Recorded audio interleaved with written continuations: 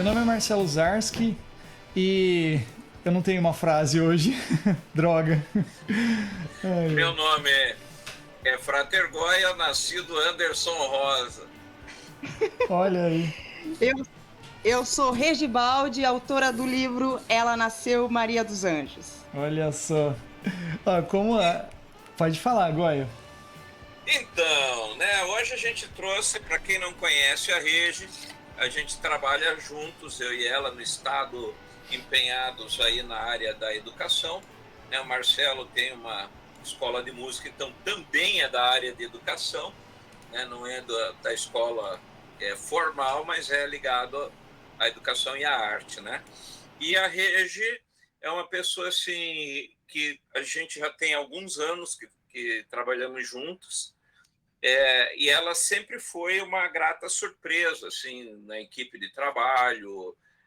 Nós trabalhamos em áreas diferentes, mas trabalhamos em prol de uma coisa em comum, né? E no geral, quando as pessoas pensam em Secretaria de Educação, tem aquela ideia que é tudo cagando regra, que é só uma coisa cumprir papel do governo, aquele papel, aquela imagem bem de funcionário público. E tanto eu como a Regi estamos aqui hoje provando que não é assim, né? A gente tem ela que trabalha na área de ensino, né, da área de ensino, lá do núcleo, que cuida de toda essa parte pedagógica. Ela vai falar mais um pouquinho, provavelmente.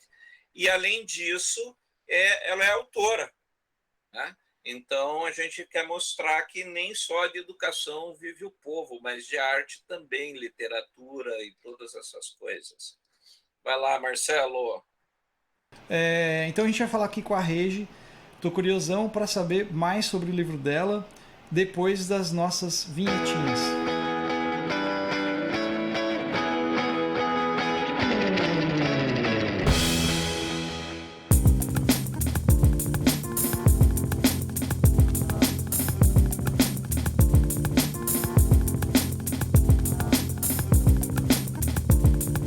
Cara, então é o seguinte, Regi, eu posso te chamar de Regi?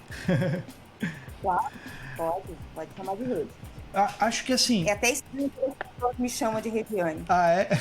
Legal. Então, assim, fala um pouco, acho que pra gente, até pra mim, né, no caso, você já conhece o Goya há mais tempo, já tem mais contato com ele, mas como que é isso? Como que é seu trabalho? Você, como o Goya falou ali no começo, você trabalha na Secretaria de Educação, mas é escritora também, né? Você tem mais livro? É esse livro que você escreveu no momento? Como que tá? E como que nasceu esse livro? Qual que é a história da Maria dos Anjos? Ele é um livro autobiográfico, não é? Conta um pouquinho mais pra gente. Então, eu sou a Regiane Timóteo das Neves Baldi, né? Baldi por conta do casamento, né? O sobrenome do meu marido. E eu nasci em Roncador e com 18 e fui morar em Campo Mourão com 4 anos. Estudei em escola pública a vida inteira. E com 18 anos eu resolvi ir para o mundo, né? Eu já trabalhava numa escola de educação infantil como assistente de classe, que eles chamavam de auxiliar de classe na época, com educação infantil.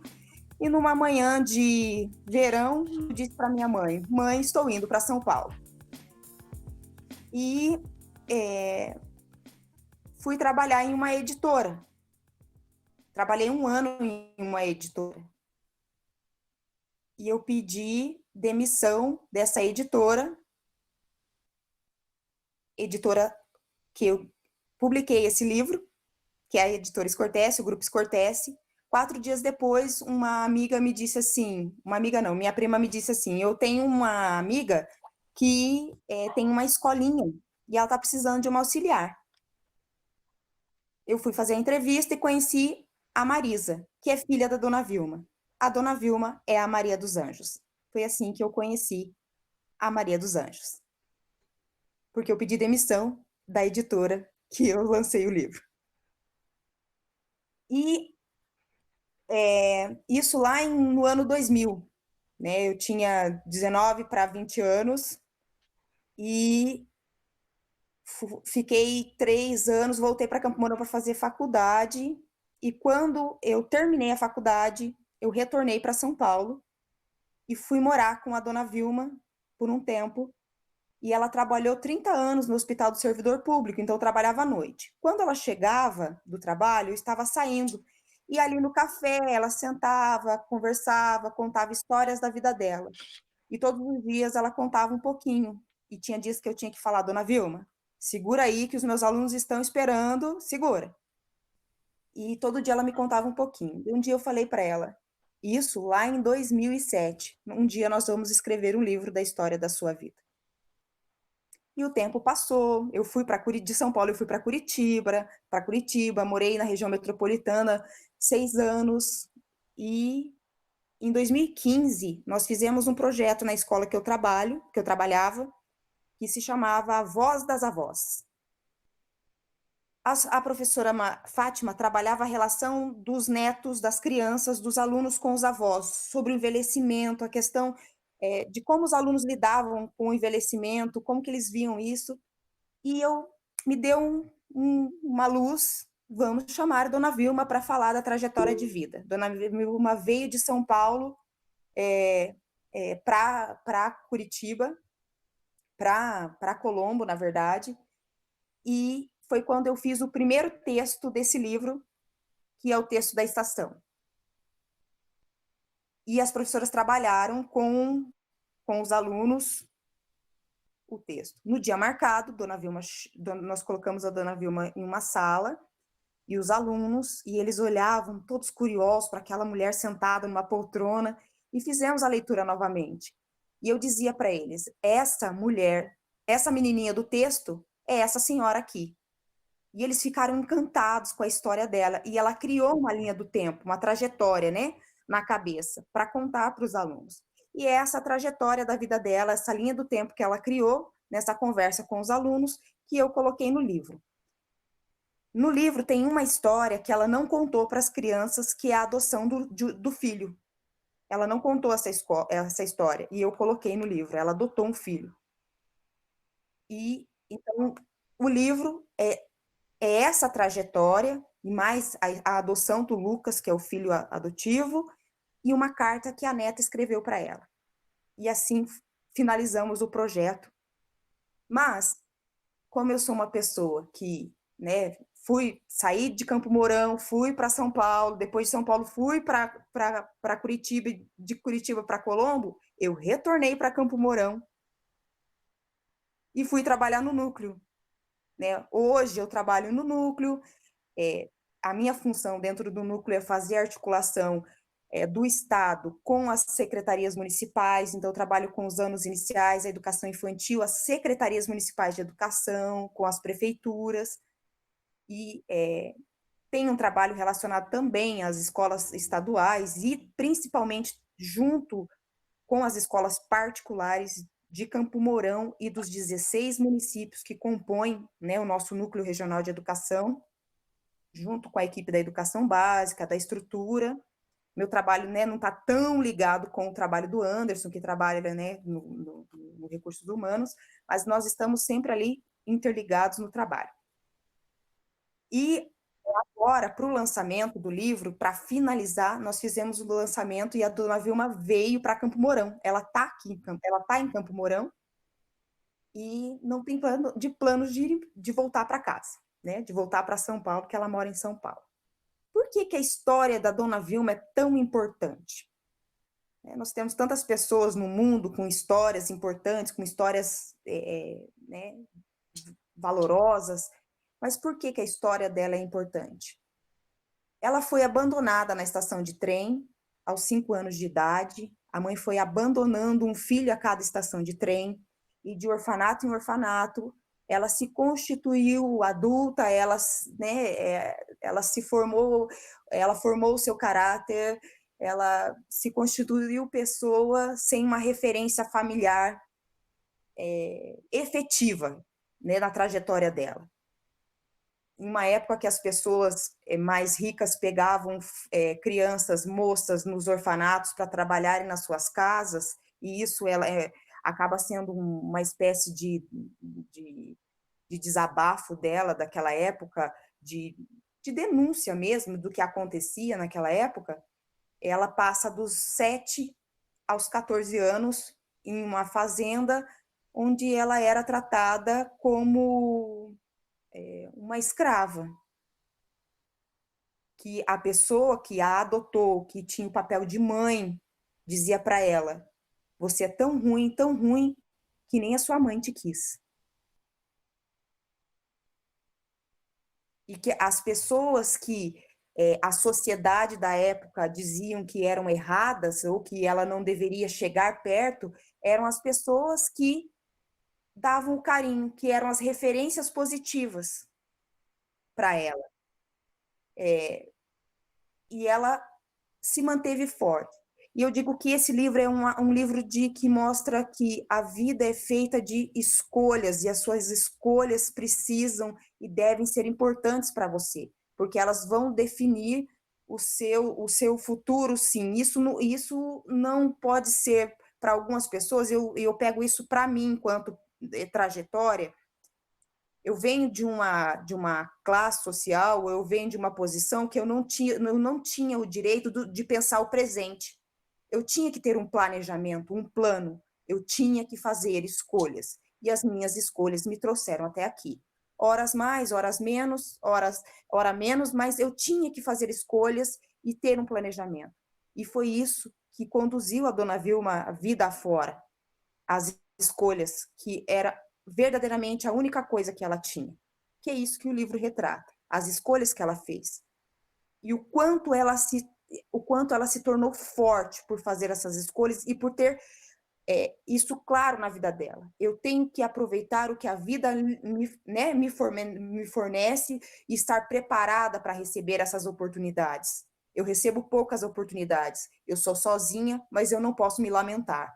Semana passada, antes do lançamento do livro, conversando com ela, eu perguntei: Dona Vilma, a senhora se arrepende? Né? Tenho que ser perdoado?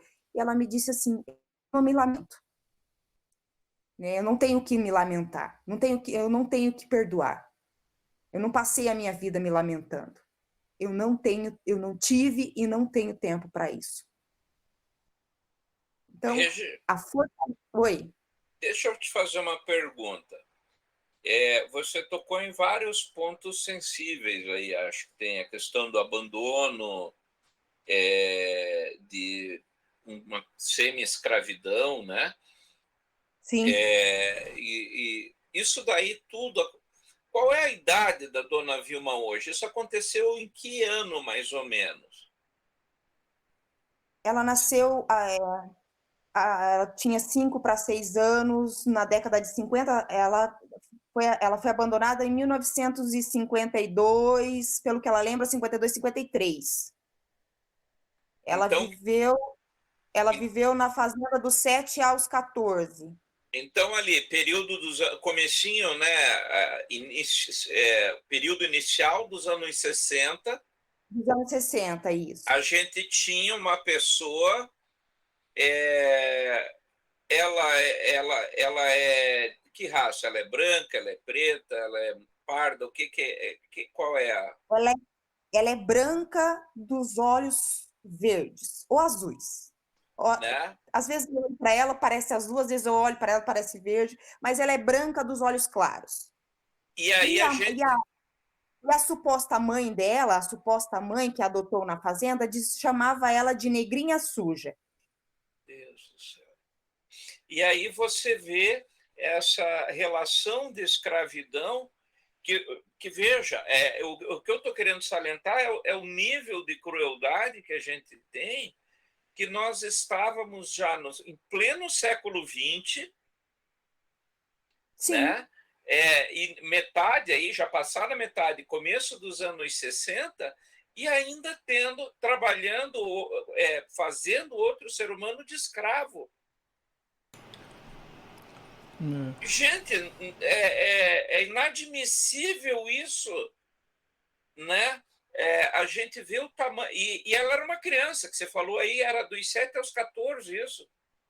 Então, assim, é um grau de crueldade com aquela criança, e se você for pensar que é numa época que é a transição da infância para a adolescência e que a cabeça, todo adolescente tem um padrão. Se você pegar, colocar, perceber os adolescentes de casas separadas, né, de várias casas, eles têm o mesmo padrão.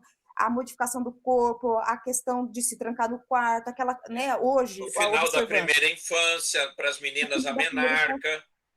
Isso, exatamente. Então, todo esse processo, ela passou apanhando, tendo que engolir o choro e fazendo todo um trabalho doméstico, sem poder reclamar, porque senão ela apanhava mais, e toda aquela confusão na cabeça, e ela demorou muito tempo para entender que a mãe não voltaria para buscá-la, porque a mãe deixou com aquela falsa promessa, fique aqui me esperando que eu já volto. Deus do céu. E eu perguntei, inclusive, aqui essa questão de raça, porque eu tenho certeza que ao longo da vida dela, ela tentou externar isso a outras pessoas, e com certeza muita gente disse que ela inventou. Porque onde já se viu uma menina branca de olho azul dizer que foi escravizada em pleno século XX. Isso é fantasia da cabeça dela. E daí, assim, mas a sociedade, e daí no livro ela fala, né, ela relatou para mim a questão da sociedade. Não era a cor da pele ali, era a questão de ser pobre e não ter uma família. Era casta. É um sistema de castas. Ela não tinha uma família. Não tinha uma família, era pobre, então ela não era ninguém. Eram os famosos invisíveis, que a gente tanto conhece. Né? Até aproveitar, né? A gente tem, viu, Marcelo, a gente tem nos colégios, né? A Regi trabalha mais na área pedagógica, ela pode falar um pouco mais disso, da vivência de colégio dela, como a gente chama de piso de escola. Só que nos colégios ainda impera uma coisa que é assim, os invisíveis. Você tem os professores, e que aí tem o professor Carlos, o professor Marcelo, a professora Rejane, e a tiazinha do pátio, a tiazinha do corredor, o tiozinho da manutenção, né? Que são pessoas que nem nome têm.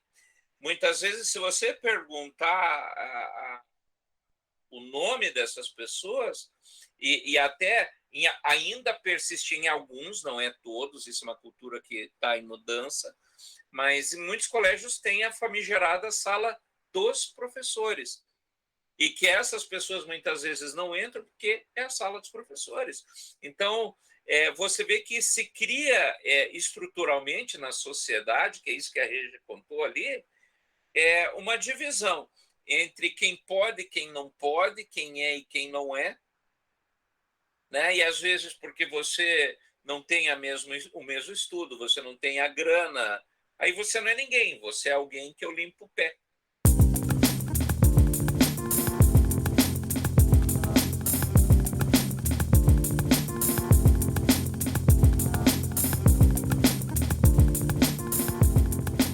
Isso daí não é de longe, cara. Isso daí vem, por exemplo, na época que eu estudava no colégio, já era desse jeito.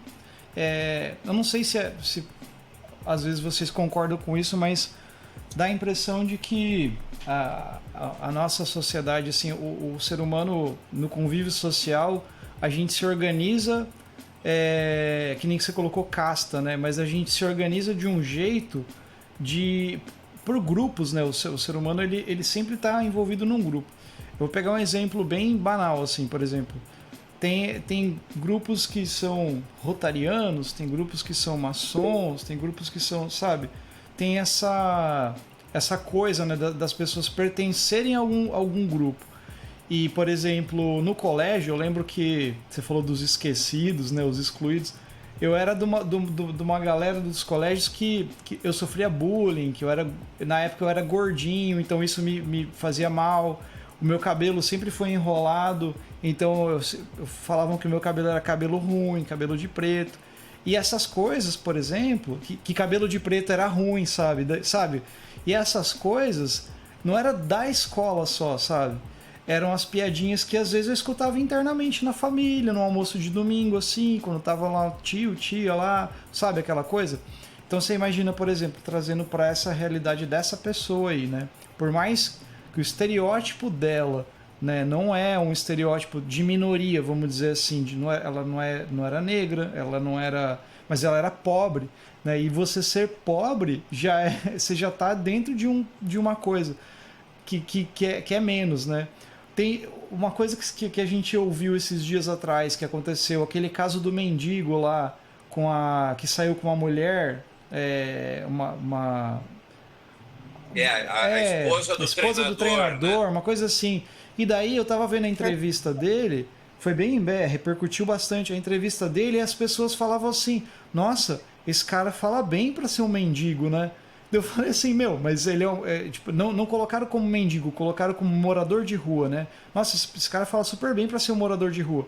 Mas a pessoa que é um morador de rua, ela tem uma vida, muitas vezes, que ela acabando sendo um morador de rua. Às vezes ela perdeu tudo, às vezes tem mais moradores de rua, vamos dizer assim, que a gente desconhece. Tem aquele filme, acho que é Nômade, que ganhou o Oscar de alguma coisa americano, que fala sobre pessoas que... Nomadland, né? Nomadland, que se perderam assim. Eu assisti recentemente um filme muito bom chamado Estômago, que é um filme brasileiro, de um cara que ele vem ele vai para São Paulo, se não me engano, para trabalhar e tal, e ele trabalha escravo praticamente lá, até que vai para outros caminhos lá assim. Mas eu acho que tem isso, né, do ser humano, a gente querer pertencer a alguma coisa, querer estar dentro de uma nossa, você tem um livro de receitas do estômago, eita caramba. O Mas livro com a coxinha com alegrinho. olha aí. Mas eu não sei como que você vê isso, Regiane? Você concorda com essa visão que eu estou jogando aqui?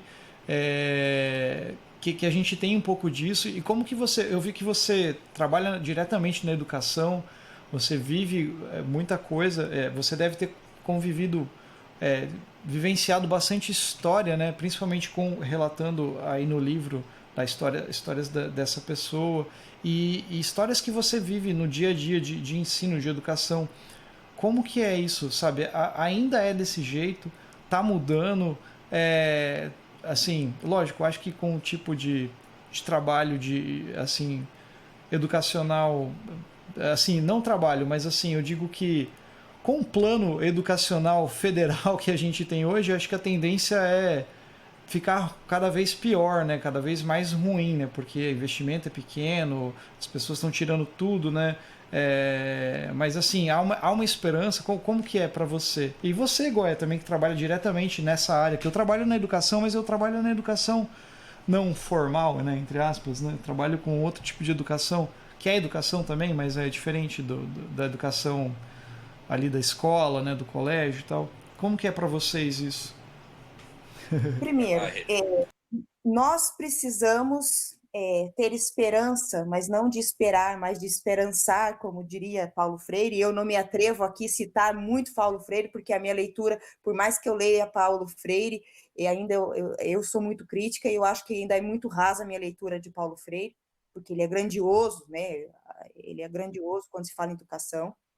Nós precisamos ter esperança no nosso país. Cara, é o nosso país. Nós precisamos acreditar que as nossas crianças, elas são verdadeiramente o futuro desse país. Que a nossa educação pública, ela precisa, será, e, né, de qualidade. Nós precisamos trabalhar, né, com isso, que os nossos professores, que a nossa rede, que as nossas redes estão trabalhando para superar os desafios constantes. Nós não vivemos numa bolha, nós sabemos de todos os problemas que nós temos e que a gente precisa trabalhar com vertentes, com frentes, com ferramentas, com que a gente tem dentro das escolas, que nós precisamos sim de políticas públicas que nos deem respaldo para que as coisas aconteçam lá dentro da escola. Qual que é o nosso principal objetivo enquanto educadores? Que os nossos alunos aprendam, seja quem trabalha dentro da escola, quem ensina dentro da escola, quem trabalha na Secretaria de Educação, quem trabalha no núcleo regional, o objetivo é o mesmo. Todos nós temos os mesmos objetivos, que a educação aconteça, que o aluno aprenda a ler, escrever, a contar, a socializar, a ter uma amplitude na sua cidadania e que a gente consiga ter democracia nesse país, porque nós estamos muito aquém de entender o que é uma democracia nesse país, muito aquém. Nós precisamos evoluir muito nesse quesito, mas nós temos que continuar caminhando, né? Caminhando. Nós não podemos desistir do nosso país, porque é aqui que nós vivemos e eu ainda vou demorar muito tempo para me aposentar, né? Então, né, vou demorar muito tempo para me aposentar. E voltando não, mas isso tá ligado, o que eu estou falando está ligado aqui ao livro, por quê? A Maria dos Anjos, ela não desistiu. E eu estou falando tudo isso porque eu lembrei aqui que ela deixou de ser Maria dos Anjos quando ela tinha 17 anos, porque até aos 17 anos ela não tinha nenhum tipo de documento. Mas ela tinha que tocar a vida dela. E sozinha, sem nenhuma referência. Quando se fala em relações familiares, em suporte, né, em educação com o suporte da família, nessa rede que precisa ser constituída, no caso dela, ela não tinha essa rede de suporte. Para quem você chora quando as coisas dão errado, né? Para quem você pede conselho? Para quem você volta? Quem é o seu suporte ou com quem você almoça no domingo? Porque você pode ter milhões de amigos. No domingo é dia de almoçar com a família. E em alguns casos, domingo você sequer almoça hoje em dia? Né? Tem algo. E daí, dos 17 até os 75, e esse ano ela faz 75, muita coisa acontece e isso vai fortalecendo ela de uma maneira que você, quando você a ouve, você diz assim, meu Deus, de onde ela tira tanta força? Porque eu, com 42, já teria, né, desanimado e falado, não quero saber mais. E quando eu comecei a pensar a escrita desse livro, eu li Geni Guimarães. Vocês já leram um livrinho da Geni Guimarães chamado Leite de Peito? Não, desconheço. Leite de Peito, da Geni Guimarães, é um livro que ela também contou a trajetória dela em contos, então são 10 contos.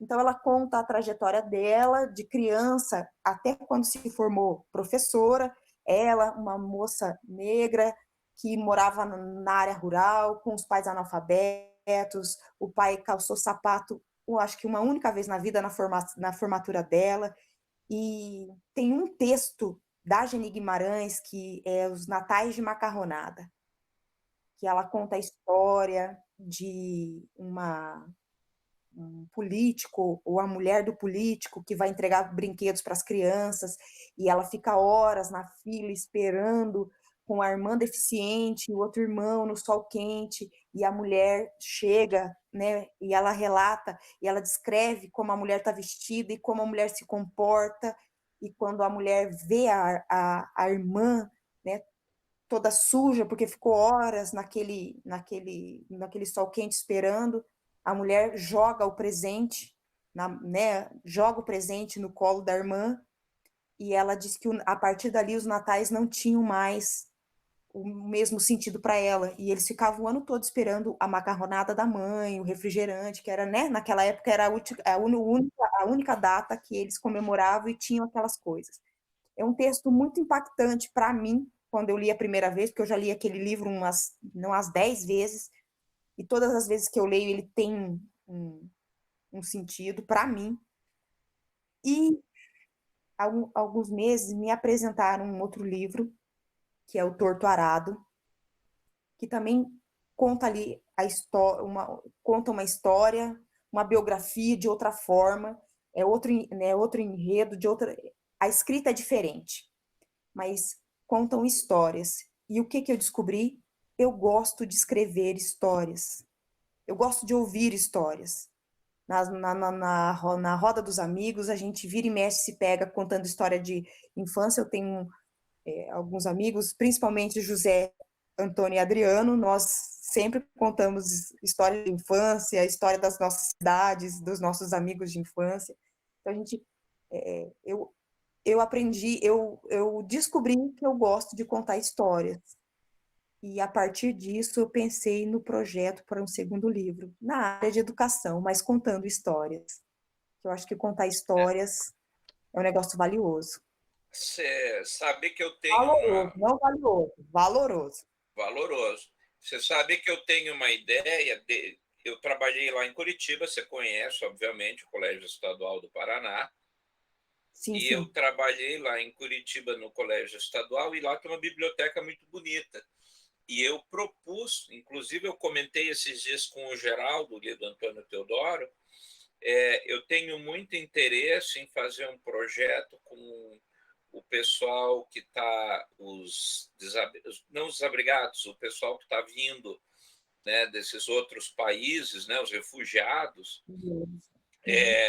que se chama História Viva, que é para eles contarem, né, como era a vida no país de origem e o que fez, né, com todos os problemas que nós temos, optarem pelo Brasil, né, e dizer que aqui é melhor do que onde ele estava, né? Uhum. Então, assim, fazer história viva para o aluno saber, porque esse trabalho que você está falando, que você teve com a dona Vilma, é um trabalho fabuloso. É um trabalho assim que muitas vezes a gente não tem. Deixa eu falar um pouquinho, retomar um pouquinho umas coisas que a Regi falou, sabe, Marcelo?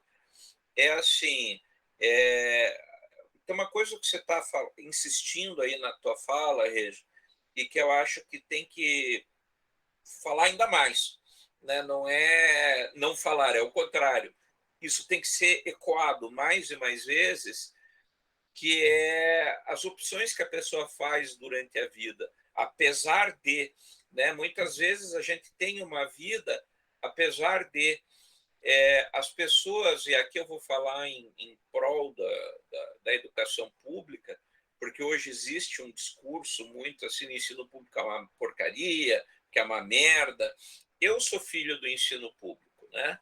A minha mãe se separou muito cedo, eu tinha 3 anos. Meu pai nunca pagou uma pensão na vida dele, né? Morreu sem saber o que é pagar uma pensão.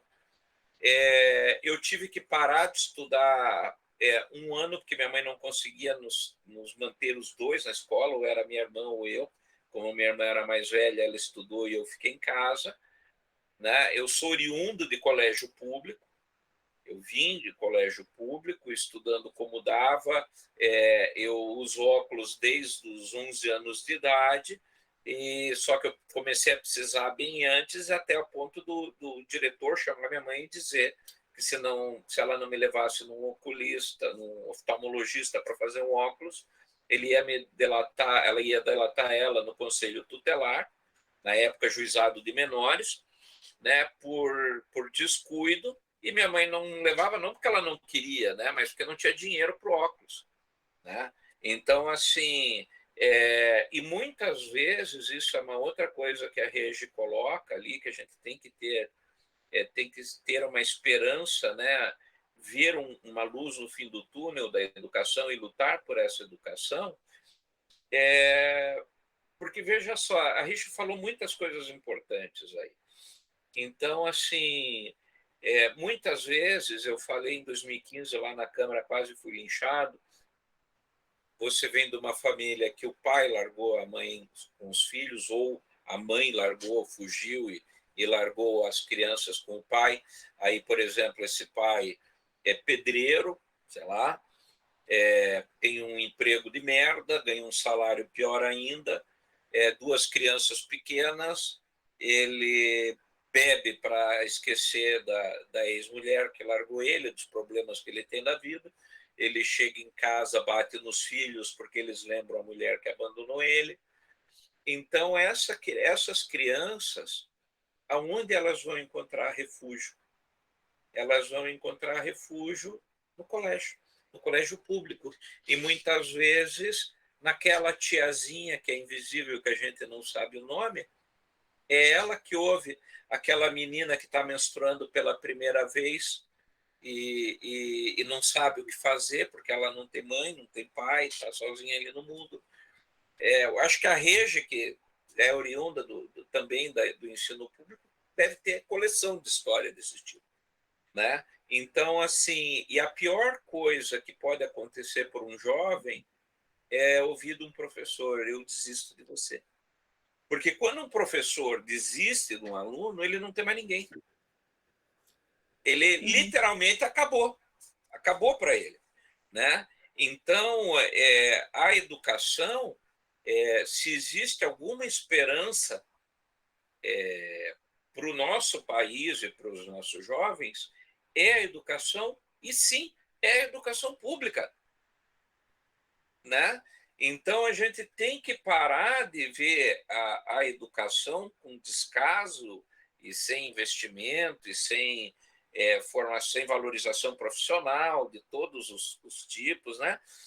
Veja, esse é um discurso político, mas eu não estou falando do governo A, do governo B, porque o Brasil sofre disso. Gente, o Paulo Freire é de agora, por acaso? Não é, né? Ele começou a escrever isso agora, no passado, há 2 anos atrás? Não. Então, são mazelas que o nosso país carrega e precisa tratar disso. E quando a gente que está na educação desiste, que aí a gente também tem isso no nosso meio, quando um professor diz eu desisto do ensino público, acabou também, né? Porque é uma luz que se apaga. Então, e esses casos, assim como o da dona Vilma, são casos emblemáticos que a gente tem aí, e que tem que servir. O livro da Rede tinha que parar em todas as bibliotecas de colégio, porque, quem sabe, alguma criança que de repente está sofrendo essa situação similar à dela, ou que encontre eco no livro, a chance dela é resistir. Não tem outro jeito, né? Nós temos que Ô, resistir. Diga, Anderson, Regi. engraçado você falar isso, porque eu lembrei quando a dona Vilma veio para Colombo e para falar a respeito, né, da trajetória dela, uma aluna de 6º ano esperou todo mundo sair da sala e disse para Dona Vilma, eu também não moro com os meus pais, eu moro com a minha madrinha, porque meu pai mandou matar a minha mãe. E agora ele está preso, né? Ele matou a minha mãe e ele está preso e eu moro com a minha madrinha. E até a dona Vilma falou assim: não, mas se a sua madrinha não cuidar bem de você, eu levo você para morar na minha casa. Eu falei: dona Vilma, calma, não é assim que funciona. Aí ela esperou todo mundo sair da sala, né? Ela se identificou. E vários casos, eles relataram vários casos, várias coisas. Daqueles 2, 3 dias, acho que foram 3 dias que ela ficou conversando com eles se identificaram, eles gostariam de ajudá-la a encontrar os pais, compraram presentes, tiveram empatia, queriam tirar fotos, queriam ficar perto e tiveram um olhar, né, por ela. E falar em olhar e não tem como não falar de educação, eu lembrei de outra coisa. Quando nós estamos na sala de aula, e geralmente tem ali 40, 35 alunos numa sala de aula, são 40 ou 35 crianças que é de sua responsabilidade. E eu lembro que um dia um aluno me pediu para ir ao banheiro. E ele voltou e sentou e ficou quietinho. Mas eu prestei atenção que ele foi muito rápido e voltou muito rápido. Daí eu perguntei: você foi ao banheiro? Daí ele ficou me olhando, eu falei: aconteceu alguma coisa? Daí ele veio bem pertinho de mim e cochichou. Não tinha papel higiênico. Não tinha papel higiênico no banheiro. Se eu não tivesse perguntado para ele, provavelmente ele tinha ficado a tarde inteira sem ir ao banheiro. Ou alguém ia perguntar e ele ia ao banheiro depois. Pode ser que... Mas naquele momento ele estava com vontade de ir ao banheiro e não tinha papel higiênico. Eu não sei, não dá para mensurar a quantidade, né, que dava para esperar. Então, às vezes, e eu sempre digo isso, enxergar é diferente de ver. Eu vejo os meus alunos, mas eu estou realmente enxergando o que eles estão precisando naquele momento. Por isso que eu digo que ser professor é de uma complexidade gigante. E quando você pergunta para um professor, como você ensina? Como você se relaciona com os seus alunos? Essa é uma pergunta muito difícil de se responder. É muito difícil. Eu me faço essa pergunta e eu ainda não tenho a resposta. E eu estou falando, quando eu faço essa pergunta para as pessoas, não é porque eu tenho a resposta. É porque eu estou procurando a resposta. Você está na busca. Eu estou na busca. Porque é impressionante, né, Regi, isso? Porque, assim, olha, eu sei que alguns alunos aprendem olhando, outros aprendem com mão na massa, outros aprendem vendo, ouvindo e tal. Isso a literatura me traz. Agora, como eu ensino, como eu me constituí docente, como eu faço essa descrição do meu trabalho?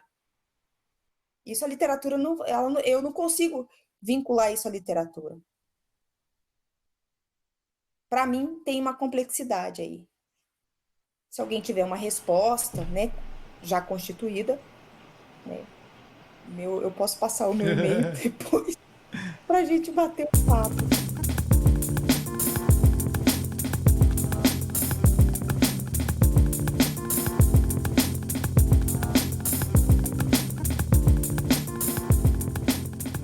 Ainda mais pensando que cada ser humano é diferente, né? Tipo, não é... Ninguém é um robô que você coloca conteúdo ou coloca coisas na cabeça, né? Uma máquina que não é um computador. É muito diferente, é muito complexo, né? É tudo muito... Imagina, né? Tipo, por exemplo, eu dou aula individual, né? Que o Anderson sabe. Mas eu fiz pedagogia também, eu fiz estágio e nossa, é muito difícil. É muito complexo mesmo, realmente. E tem essa coisa de... A gente não pode padronizar as coisas, eu acho, né, também, né? Mas realmente, essa questão que você levantou, eu fiquei pensando agora, cara. Falei, caraca, eu nunca pensei nisso, sabe? Assim, como que é isso, né? É difícil mesmo de pensar em como responder isso daí, sabe? Nem sei se tem uma resposta pra isso, né? Ô Regi, você falou, só pra mim voltar lá no... Voltar não, porque a gente tá falando disso tudo e tudo envolve o livro também, envolve o que a gente tá falando, né? Mas você falou lá que várias das coisas que Maria, né? Que ela coloca, né? Assim, que ela... vivências dela são feitas através de escolhas dela, né? Muito provavelmente ela fez escolhas boas, escolhas ruins, mas coisas que ela foi fazendo ela crescer como ser humano, sei lá. Mas e quando isso... quando a pessoa não tem escolha, sabe? Por exemplo... Lógico, a gente sempre vai falar, tipo, você sempre tem uma escolha, mas é muito fácil da gente falar, por exemplo, se a gente tem uma estrutura familiar, sei lá, se a gente tem alguma... alguém para se apoiar e tal, é muito fácil de falar que você tem uma escolha, né? Mas pensando sabe, tentando se colocar no lugar de uma pessoa que, poxa, o que ela vai fazer? Por exemplo, sei lá, alguém que nasceu, que não tem pai, que não tem mãe, que, sei lá, vai roubar, vai matar, vai fazer alguma coisa. Lógico, é uma escolha que ela fez, e não justifica fazer isso porque, sabe... Mas é complexo também esse lance da escolha, né? De você sempre tem uma escolha, mas não é bem assim, né? Como fazer essa escolha, sabe? Quando eu falo em escolhas, eu não falo em escolhas de forma, de forma que eu estou julgando, eu não estou julgando. O que eu posso te desejar? Que você faça as melhores escolhas. Mas quem faz essas escolhas? Você. Isso é uma questão individual, para mim. Ela fez as escolhas dela e trilhou um caminho, levou, que a levou a um determinado ponto, mas que poderia ter levado a outro. E várias outras pessoas com as mesmas características dela não trilharam pelo mesmo caminho que ela. E quem sou eu, na ordem do dia, na fila do pão, para julgá-las? O que eu falo é o seguinte: é importante pensar nessas escolhas. Pensar nessas escolhas. É importante pensar o agora e o depois. Aquela a questão bíblica ou a máxima, o amanhã não me pertence, para mim, e isso é individual, né? Regiões, estou falando isso. Eu penso assim, o amanhã não me pertence é meio estranho, porque se eu não tiver um planejamento para o amanhã, pode ser que ele não aconteça. Mas se ele acontecer, eu preciso estar preparado para ele. Eu tenho 42 anos e eu estou falando isso de experiência própria.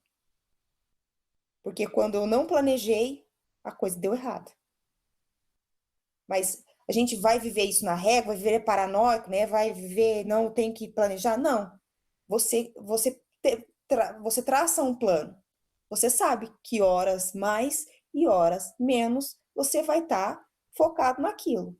O importante é ter um foco, fazer suas escolhas com planejamento. Agora, que vale para todo mundo, que todo mundo tem que fazer uma escolha, que essas escolhas precisam ser certas né, certas e corretas. O que é correto para mim pode não ser correto para você. Isso é muito subjetivo. Eu tenho ali, eu tenho mais 3 irmãos que é a prova viva disso. Nós somos criados na mesma família, com o mesmo pai, com a mesma mãe, e nós temos escolhas totalmente diferentes. E tomamos rumos totalmente diferentes. Por isso que eu falo, que esse livro é feito de escolhas, justamente para fazer essa reflexão. Que escolhas eu vou tomar? Que escolhas você tomou? Qual é a sua trajetória de vida? Qual é a trajetória do Goya enquanto pessoa que nós fizemos nessas 4 décadas de vida? Não, que você não tem 4 décadas ainda, né, Marcelo? Só eu e o Anderson. Fazer. Eu tenho 39. Vou fazer. Tá quase lá. Então, tá quase. Então, tá quando eu pertinho. falo em escolha, é pensar na nossa trajetória, nas nossas escolhas. Uhum. E agora, eu cheguei aqui. E depois? Tem um depois? O que eu vou fazer? Eu não estou pensando assim, eu preciso ser produtivo para a sociedade, eu preciso fazer coisas certas, eu preciso ser produtivo, eu preciso, né, comprar um Celta e ter uma conta no banco. Não é nessa questão. Eu preciso, é a questão de fazer escolhas e tá bem com essas escolhas. Você tocou nesse Acho que mais ou menos. Você tocou num assunto aí que é um assunto que permeia muita gente hoje, assim. Principalmente pessoas, não do que eu convivo, mas pessoas, assim, a grande maioria das pessoas que eu converso, apesar de serem pessoas que eu gosto muito e tal, tem um pouco desse apreço pelo sucesso, vamos dizer assim, de produzir coisas e adquirir coisas no sentido de eu preciso, lógico, a gente sempre quer estar melhor como ser humano, sei lá, assim, mas às vezes o objetivo de vida da pessoa é preciso comprar o carro do ano, preciso ter tal coisa. Não estou julgando ninguém nesse sentido de a pessoa faz o que ela quiser, sabe, mas parece que é tão pequeno, sabe, essa escolha, sabe, esse tipo de planejamento, vamos dizer assim, sabe? Tipo, Eu vejo pela a minha família, assim, sabe? Eu sou músico, né? Foi uma escolha que eu tive, mas a primeira faculdade que eu fiz foi de contabilidade. E quando eu saí do colégio, eu queria fazer música, sabe? Eu já saí do colégio, já tocava, eu falei, poxa, eu quero fazer música. E na época eu não consegui fazer porque não tinha acesso perto, não ia conseguir ir. E também, assim, se eu tivesse insistido talvez um pouco mais, eu teria ido atrás na época, né? Depois, como eu fui depois, né? Depois de mais velho. Mas, assim, o que fizeram para sanar esse problema foi falar: poxa, faz uma outra coisa e depois você se sustenta para você fazer o que você quer, né? Arranja um emprego, alguma coisa Bem, assim. Aquele negócio, né? Só que daí, falar, tipo assim, falaram assim: faz contabilidade, você vai trabalhar em escritório, você vai ganhar dinheiro, você não sei o que e tal. Aí eu, beleza, ser adolescente saindo do colégio, não sabia nem o que era contabilidade. Cara, eu entrei na faculdade na Unespar ali, na época era Fecilcan ainda. Eu estudei na época, o curso tinha 5 anos, eu fiz 6 anos porque eu reprovei. Eu odiava aquilo lá. Eu gostava das matérias de humanas que tinha, eu gostava de ir lá conversar com algumas pessoas que eu gostava. Mas eu falei, vou terminar essa porcaria aqui, porque eu comecei agora, eu vou terminar e vou fazer outra coisa. Fazer o que eu quero. E lá a galera falava, meu, pô, você tá no curso errado, faz outra coisa. E, sabe, foi uma coisa tão colocada, sabe? Tipo assim, pra mim, no caso, que até hoje eu escuto, escuto menos, mas eu já escutei da minha família assim, poxa, você podia estar ganhando bem, você podia estar. Eu já escutei coisas assim. Fulano é contador e ele tem o carro X e ele mora numa casa Z, tipo assim, sabe? E tipo, assim, a fala não chega ao assim, o que você tem, sabe, ainda. Mas eu sinto que tem embutido nessa fala essa questão, sabe? E você, sabe? isso não se remete à sociedade da década de 60, Pra caramba. Aham, só que é da muito. Dona Vilma Vivida? Só que é muito atual isso, Regiane. Recentemente eu li o livro A Sociedade do Cansaço. Até o Goya, a gente conversa bastante sobre isso. Que é uma coisa de que esse livro trata, não sei se você conhece ou não, mas ele trata de você ter que sempre estar produzindo, sempre estar trabalhando, sempre ter que ser o melhor. Tipo aquele termo trabalhe enquanto eles dormem, sabe? Aquela coisa de faça mais, você pode, você consegue, e é isso aí. Você consegue ganhar 1 milhão por dia investindo, sabe? Essas coisas. E você tá sempre cansado, cara, porque é impossível. Você é uma sociedade do trabalho. Então não é tão assim, lá da década de 60, 70, pode ser que veio de lá, mas é atual isso, cara. É um negócio tão assim que a gente tá vivendo tanto, talvez de uma outra forma, que é real hoje, sabe assim. Ela tem outra roupagem, né? Exato. É aquele pré-conceito da década de 60 que hoje, né, em pleno Uhum. anos 2000, a gente Sim, vive. então. E quando você fala de escolher de trocar, por exemplo, a dona Vilma, ela tirou a habilitação com 65 anos de idade, em São Paulo, né? É Eu uma... me recusei a tirar a habilitação, não dirijo. Aí que tá. Eu trabalho muito com Telemann, né? Telemann é o termo grego para vontade, e todo mundo já ouviu a frase, pelo menos na música do Raul Seixas, né? Faz o que tu queres, há de ser tudo da lei. É uma frase que vem do livro da lei de Aleister Crowley, que inclusive agora, dia 8, 9 e 10, faz aniversário, né? Foi recebido em 1904 no Cairo, e ele tece esse texto. E aí a pergunta que eu sempre faço para as pessoas é: qual é a sua vontade? Porque quando você fala, minha vontade é ter o carro do ano, minha vontade é ter uma casa, minha vontade é ter dinheiro para viajar pelo mundo, minha vontade é casar. Isso, aí eu pergunto, mas isso é a sua vontade ou é o que você aprendeu?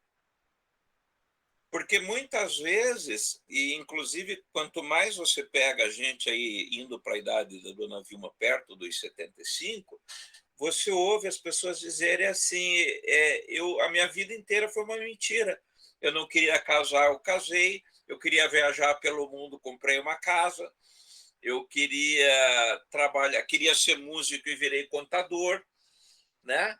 E a verdade é que as pessoas hoje em dia não refletem sobre quem elas são, o lugar delas no mundo, né?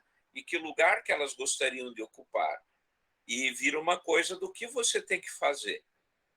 Né? Então, assim, eu quero ter dinheiro, mas dinheiro para quê? O dinheiro é meio, não é fim. Eu dou aula pelo Brasil inteiro e viajo e tenho alunos hoje em Portugal, Itália, Japão, em vários lugares, e eu rodei o Brasil inteiro, às vezes viajando com R$ 10 no bolso e voltando com R$ 10.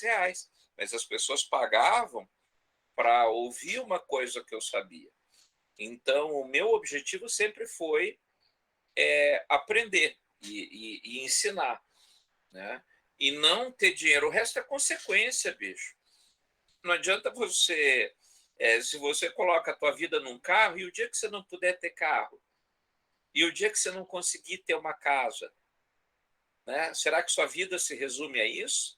Será que você se resume a isso? São perguntas que parecem filosofia barata, mas no fundo a maior parte das pessoas só replica, né? Então ele levanta, come, trabalha, paga a conta, caga, dorme e repete tudo amanhã. E aí quando olha para trás, o que ficou? Ficou igual uma nuvem, né? Não deixou nada que lembre. Então as pessoas precisam refletir mais sobre isso, né? E até na educação a gente tem esse problema, porque ser professor é uma coisa, estar professor é outra. Né? Nós temos aí professores dando aula de ciências e biologia, por exemplo, esperando trabalhar na indústria. Eu vou dar aula enquanto eu não arrumo emprego na indústria.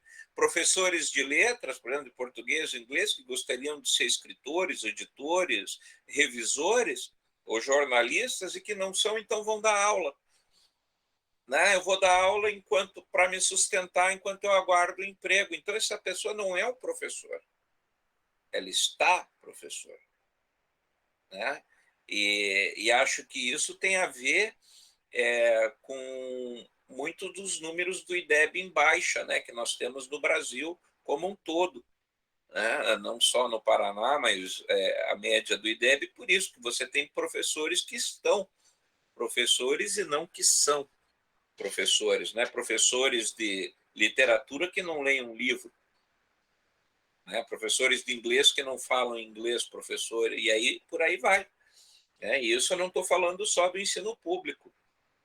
Esses tempos eu fui numa formatura de uma escola de inglês aqui em Campo Mourão, não vou falar qual, porque senão eu vou ser atropelado na rua a qualquer hora, mas era a formatura de uma turma do curso avançado de inglês e a professora falava um inglês que eu chamo de cozinha, pelo amor de Deus, era vergonhoso o inglês. E era de uma escola particular, de uma das maiores escolas de inglês aqui de Campo Mourão. E aí? Né? Então a gente tem isso, né? Esse estigma social na nossa vida, que é isso, né? O Marcelo é músico, mas com o que você trabalha? Não, eu sou músico, né? Mas você vive do quê, cara? Não dá para viver de música. Já escutei isso várias vezes, cara. Hoje já não escuto mais, mas já escutei. O que você faz, né? Né? Enfim, e é muito importante, sabe, Regi?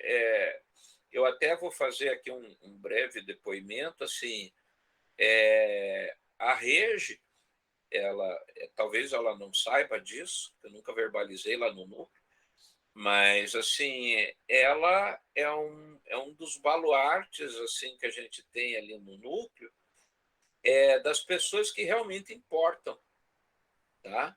Porque se existe, assim, aquele estigma do funcionário público, funcionário público é tudo encostado, ela é uma que é o oposto disso, é uma pessoa que trabalha e que se compromete com a educação como poucas pessoas que eu conheço. Né? Então, assim, é uma honra estar perto, sem puxação de saco, porque aqui o programa é nosso, se quiser a gente corta, viu, Regi? Então não tem problema com isso.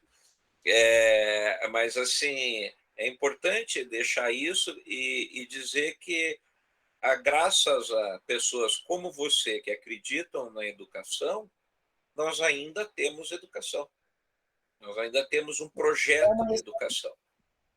e é uma responsabilidade muito grande ouvir isso de você, Anderson, porque todos os dias, quando eu acordo, eu lembro que o pouco que eu sou e o pouco que eu tenho, eu devo à escola pública.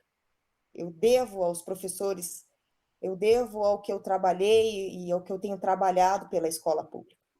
Então, é difícil, né? Você sabe que às vezes a gente corre atrás, faz um pouquinho a mais daquilo que é de nossa responsabilidade, e é assim que as coisas funcionam, mas eu aceitei o desafio. Eu estou na escola desde. Eu brinco que eu entrei na escola em 1987 e nunca mais saí dela. Sim. Eu fui para a escola em 1987, porque eu não fiz educação infantil, né? Eu já fui direto para a primeira série, por isso que hoje eu sento com as crianças para pintar, brinco no parquinho, né? Adoro brincar de massinha, faço aquelas coisas com as crianças da educação infantil, porque eu não tive oportunidade, né, de fazer quando eu era criança, porque eu já fui direto para a primeira série. Já tinha que aprender a ler e escrever. Mas essa responsabilidade eu carrego para mim, porque trabalhar para a educação, com os alunos, para os alunos, isso é muito importante para mim. E isso eu faço. Se tiver que brigar, nós brigamos, se tiver que gritar, nós gritamos, se tiver que conversar, nós conversamos. O importante é que os alunos aprendam. E eu fico muito honrada com as suas palavras, viu, Anderson? Porque você, para mim, é uma pessoa de grande importância no sentido crítico. Você tem um senso crítico, para mim, muito apurado. Então, isso vindo de você, para mim, eu fico muito honrada. Muito obrigada. Essa é uma rasgação de seda, até Ficou um hiato, ficou um vazio. silênciozinho, né? E agora, Marcelo, ajuda aí. Não, o Anderson, eu já falei pra ele que eu admiro bastante ele também. A gente tem uma relação bem de amizade, assim, porque eu fui professor dele, olha aí, ó. Ele veio procurar um maluco pra dar aula de guitarra pra ele e a gente acabou virando amigo. Mas a gente, pô, sempre se falou sobre isso, a gente se admira bastante, assim, eu gosto bastante do trabalho. Pô, você eu tô conhecendo hoje, mas já tô gostando demais, assim. Achei, numa análise muito rápida aqui, você é bem ao pé da letra, sabe? Assim, ó, é isso e é aquilo e é assim, sabe? Eu acho isso legal porque as pessoas têm que ter. Exatamente. E eu acho que tem que ser assim, ainda mais porque, que nem professor, né? Professora, você tem que estar ali para falar a real mesmo, sabe? Para lutar por alguma coisa. A gente já é pisoteado por um monte de outras coisas, a gente tem que dar a cara ali e fazer mesmo acontecer as coisas, sabe? Mas é massa demais. Né? E eu vou te falar uma coisa, Marcelo. Essa parte você vai cortar, tá? Meu marido fala assim pra mim: ah, eu acho tão bonito mulheres que falam baixo, né, que são delicadas. Daí ele casa comigo, né? Ele casa comigo. Eu falo alto e estico o dedo, né? Eu Ai, ai. falo alto, estico o dedo. E daí, esse dia fazendo essa leitura do falar alto, de esticar o dedo, e eu percebi que não importa quem, se eu estou defendendo uma ideia, eu vou defender essa ideia, seja o, o secretário de educação do estado, ou seja, o meu colega aqui do lado, Uhum, que trabalha junto comigo. Se tiver que, né, debater ou discutir ou falar sobre alguma coisa, eu vou defender a ideia. uhum. Eu lembro que uma vez o secretário de Educação do Estado foi no núcleo, não sei se o Anderson estava nesse dia, era quase no horário do almoço, e pedindo para que a gente fizesse uma pergunta, e eu fiz uma pergunta. Só que a minha glicemia estava baixando, e era o horário do almoço, e eu abaixei a cabeça, porque já estava tudo escurecendo, eu não estava enxergando mais nada, eu já ia desmaiar. Ele perguntou assim para mim: "Você não tá gostando do que eu tô falando?" E eu eu falei: "Não, eu tô não é questão de gostar não, é que eu tô desmaiando mesmo". Falou: "Não, eu tô entendendo o que o senhor tá falando, né, eu concordo com o senhor e tal, mas é que eu estava quase desmaiando ali, né". E dele depois, né, alguém ou da outra vez ele foi outras vezes e alguém falou: "Ah, a Regiane era a nossa coordenadora", daí ele disse assim: "Ah, eu lembro dela". Eu falei: "Meu Deus, agora, né, é uma pessoa que já pegou ranço de mim, porque achou que eu estava gostando do que ele estava falando". É a moça que tava dormindo na minha fala, né? Outra, ele estava dormindo. Mas por que que eu lembrei disso? Eu nasci mulher, negra e engordei.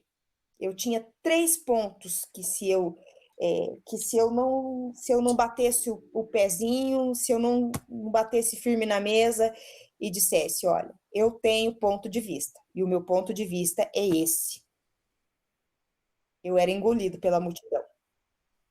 E eu percebi que eu não gostava de ser engolida pela multidão. Não no sentido de ser mais ou menos que alguém ou alguma coisa, não. Eu queria ter o meu espaço. Mesmo que fosse pequenininho, mas eu queria ter o meu espaço. Eu queria ser respeitada por quem eu era.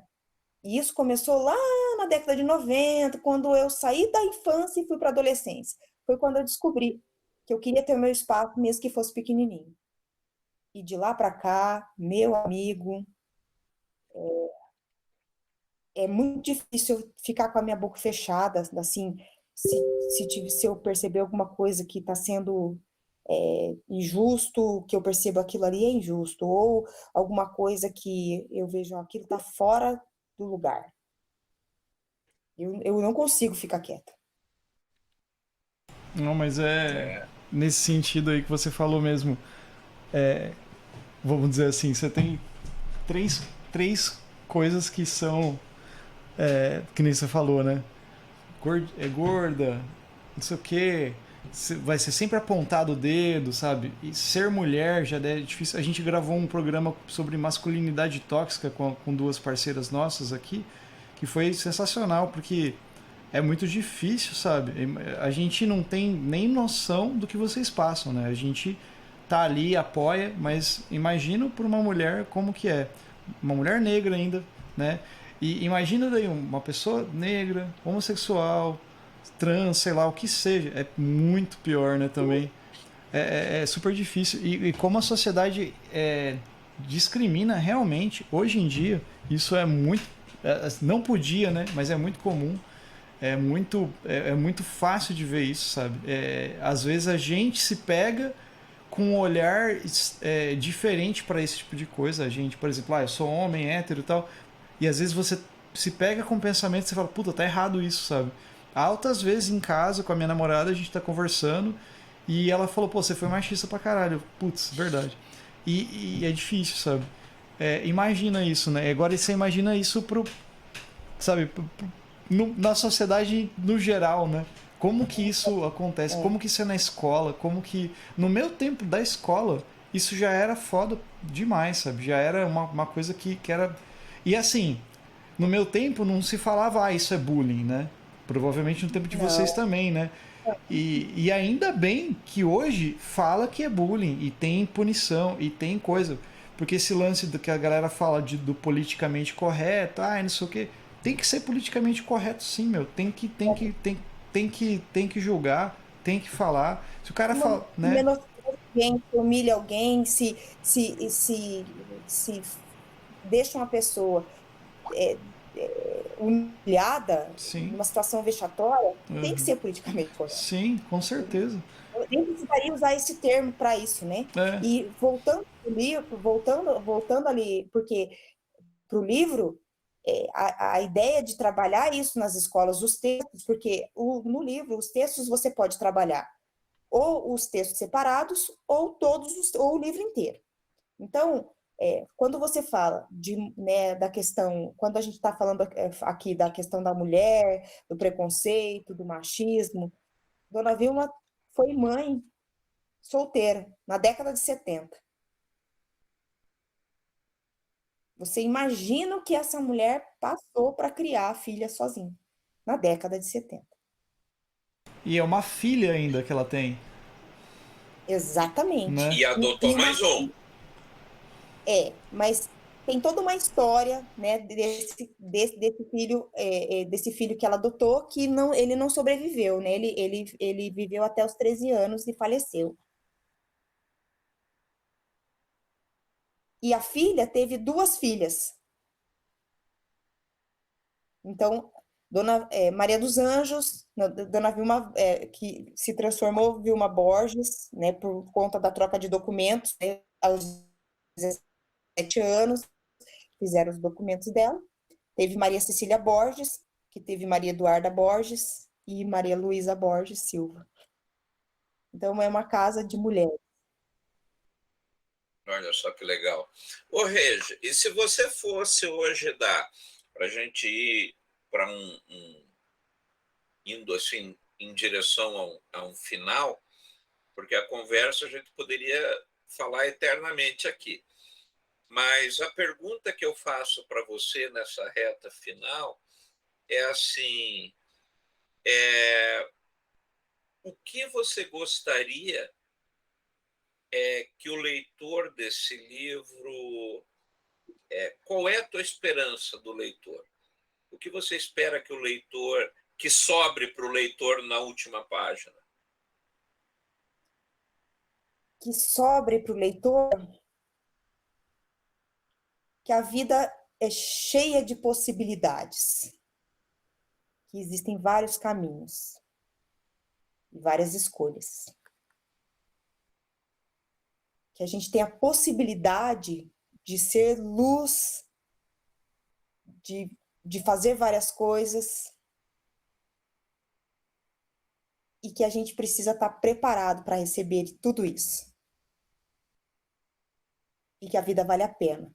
Apesar de tudo, vale a pena. Eu acho que é o que fica, é isso. Fazer escolhas, ser escolhidas, viver, vale a pena. Apesar de tudo, ser feliz vale a pena. Eu acho que é isso. Olha que legal. Lembrei da canção lá. Apesar disso tudo, né? Apesar de você. Apesar de você. Apesar de você. Lembrei na hora. Demais. Amanhã há de ser um outro dia. Né? E eu acho que pessoas como a Dona Vilma, a gente até podia convidar um dia para a Regi trazer ela para uma conversa com a gente. Eu acho que uma das coisas que talvez ela fale, eu pelo menos, eu tenho quase certeza disso, é que em nenhum momento ela se arrepende do que fez. Uhum. Né? Porque eu acho que é a vida que ela escolheu para si, né? Você sabe que ela se tornou uma pessoa fechada. E eu fui ali apertando, e fui fazendo perguntas, e fui perguntando, e fui desvendando histórias da vida dela que nem a filha sabia. Coisas que ela não falava para ninguém. Seria interessante, porque vocês fariam outras perguntas, né, que talvez eu não deixei passar e ela não falou sobre a vida dela, né, outra perspectiva, seria bem interessante mesmo. Vamos fazer isso aí. Já fica o convite. Com certeza. Legal. Mas, Regi, eu queria agradecer sua presença, toda a sua força aí, cara. Achei muito legal. É um grande prazer poder te conhecer, mesmo que seja virtualmente, né? A gente passou a gravar virtualmente por causa da pandemia e acabamos ficando assim por conta de logística, né? A gente consegue falar com muito mais gente assim, mas uma hora desço no núcleo tomar um café para te conhecer pessoalmente também. Mas um grande prazer. Muito obrigado por você também trazer essa tua fala aqui no programa, que acho que é bem importante também. Goia sempre, tamo junto, né? Tamo aí. E já fica o convite para Dona Vilma. Quando vocês quiserem, né? Combinamos, vemos que fica mais fácil. Pô, seria muito legal trazer as histórias dela, nem que seja para contar algumas das histórias da vida dela, porque que nem você falou, né? São histórias para você refletir depois, né? Para você pensar, né? É muito, muito legal isso. Só agradeço. Eu que agradeço a oportunidade, muito obrigada, né, pela essa conversa. Nós ficaríamos aqui 3, 4 dias conversando. É muito bom falar de história, de memórias. Agradeço por poder falar sobre Ela Nasceu Maria dos Anjos, que acho que é a obra, meu primeiro livro, é uma emoção para mim escrever. E tinha aquela aflição de, ai meu Deus, as pessoas vão ver o que eu escrevi, mas agora acho que passou. Falar sobre ele, falar sobre a história da Dona Vilma, que eu tenho muito respeito, é muito importante para mim. Muito obrigado, Marcelo, foi um prazer te conhecer. Quando puder, vai lá ao núcleo mesmo para a gente tomar um café. Vou sim. E até a próxima. Vou conversar com a Dona Vilma sobre o convite. Eu tenho certeza que ela vai aceitar. Obrigada mesmo, viu? Regi, uma coisa. Para quem quiser adquirir o livro, é fácil, acesso? Como que é? Fala para a galera daí. Eu tenho alguns exemplares ainda, né, comigo, mas ele está disponível na Amazon, está disponível na Asa Beça, na livraria virtual Asa Beça, né, Asa com cabeça, Asa Beça, na livraria Travessa, e eu acho que é isso. Legal. Na Amazon, na livraria Beça e na livraria Travessa também. No Grupos Cortese também. E as pessoas, se elas quiserem adquirir diretamente de você, elas conseguem entrar em contato com você via rede social, essas coisas assim, e-mail, como que é? Isso, meu Instagram é Regiane Baldi, @ Regiane Baldi. O meu e-mail é regiane.gel@gmail.com, geo, né, de geografia, regiane.gel@gmail.com. Legal. E acho que esses canais eu tenho alguns livros ainda. Legal. É porque daí a gente deixa para os ouvintes aí, quem quiser adquirir o livro, já consegue te encontrar nas redes sociais, às vezes conversar também. E a gente deixa o link das lojas também, fica mais fácil. Já faz essa divulgação para você também. Muito obrigado. E pelo Facebook também, eu tenho lá Regiane Timóteo, lá no Facebook eu tô como Regiane Timóteo, também quem quiser. Beleza. Legal, a gente deixa tudo na descrição do episódio, daí fica bem mais fácil pra galera te encontrar. Marcelo. Muito legal, muito prazer, gente.